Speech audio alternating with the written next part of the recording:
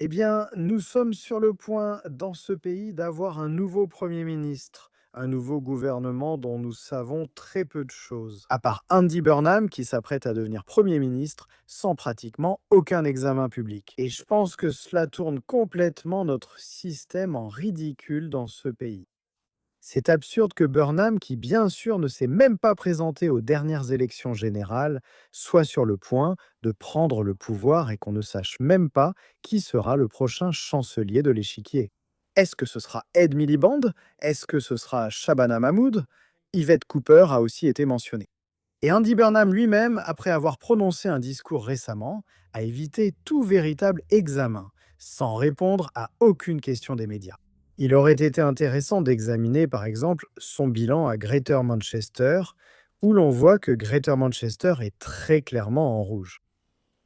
Il aurait été intéressant de l'entendre répondre à ce sujet. Pour le grand public, souvenez-vous que ce type va bientôt devenir Premier ministre dans un sacre du labour. 4 électeurs sur 10 dans ce pays ne savent même pas qui il est. Seulement 62% de la population peuvent même le reconnaître sur une photo.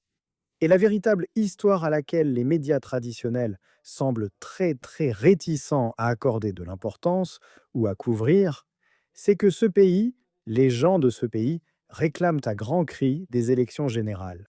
La majorité du pays veut une élection.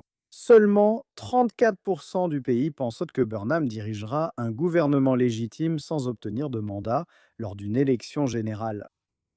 Et en ce qui concerne l'état du pays sous les travaillistes, eh bien Zia Youssef a tenu une conférence de presse très percutante aujourd'hui, et voici une partie de ce qu'il avait à dire. Agir ainsi. De nombreux politiciens et membres des médias abaissent effectivement le niveau, empêchant le bon fonctionnement de la démocratie en créant un climat d'hostilité envers réforme et en rendant extrêmement dangereux d'exprimer des opinions parfaitement raisonnables. Cela doit cesser. Ceux qui contestent la protection de Nigel Farage devraient cesser.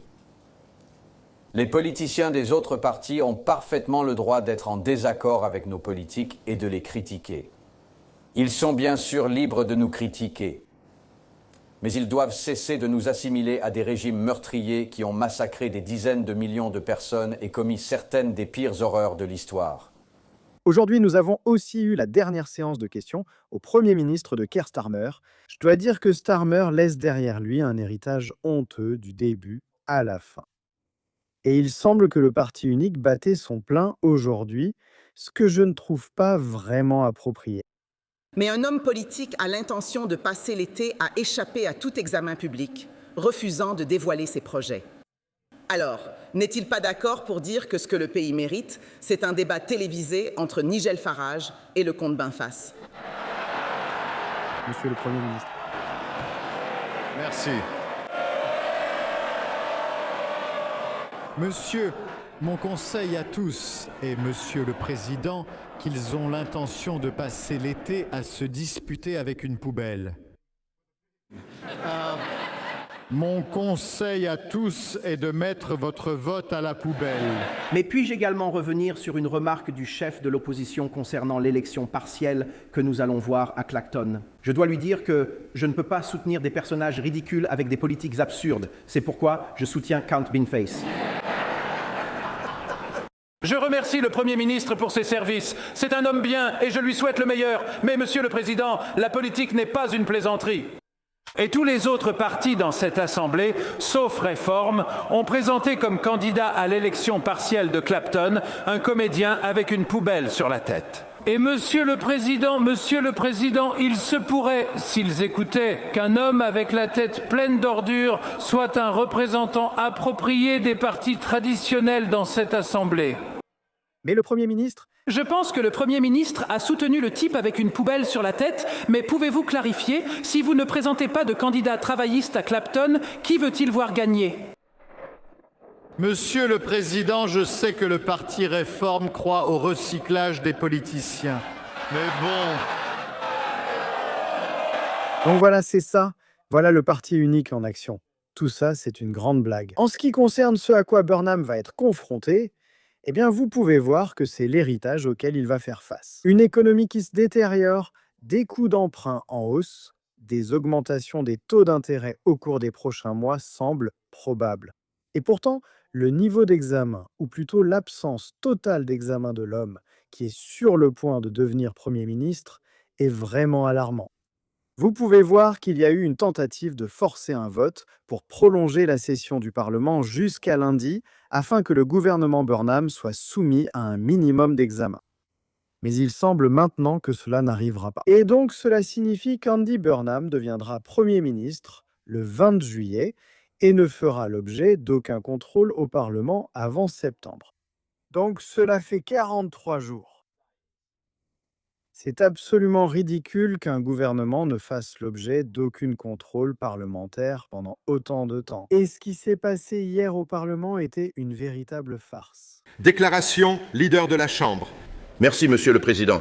Si vous le permettez, je vais faire une brève déclaration pour faire le point sur les travaux de demain. Les travaux pour demain, mercredi 15 juillet, seront désormais un débat général sur l'Iran. Suivi de désolé, chef. Voulez-vous? Partir maintenant? Je n'ai pas envie de montrer ça à ma mère encore une fois. Tu vas me répondre? D'accord. Très bien. Désolé. Qui c'est? C'est le président. La Chambre s'ajournera pour la pause estivale à la fin des travaux le jeudi 16 juillet et reprendra le mardi 1er septembre. Et je ferai une autre déclaration sur les travaux jeudi. Le leader de la Chambre, Jesse Norman. Oui.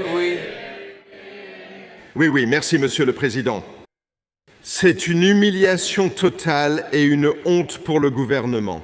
Hier, ils ont publié un changement d'urgence à l'ordre du jour du gouvernement afin de faire passer la loi Hillsborough en force dans cette Assemblée sans préavis et avec un minimum absolu de contrôle. Maintenant, ils sont encore revenus en arrière sur leur propre ordre du jour et annulent la journée de l'opposition qu'ils avaient eux-mêmes programmée. Alors, pourquoi cela, Monsieur le Président? Permettez-moi de lire la motion qui a provoqué tant de consternation dans le bureau du Whip et à Downing Street. La Chambre demande au gouvernement de présenter une motion pour changer la date. Elle ajourne au lundi 20 juillet afin de permettre au nouveau Premier ministre de faire une déclaration sur son programme de gouvernement. En d'autres termes, le gouvernement a modifié l'ordre du jour.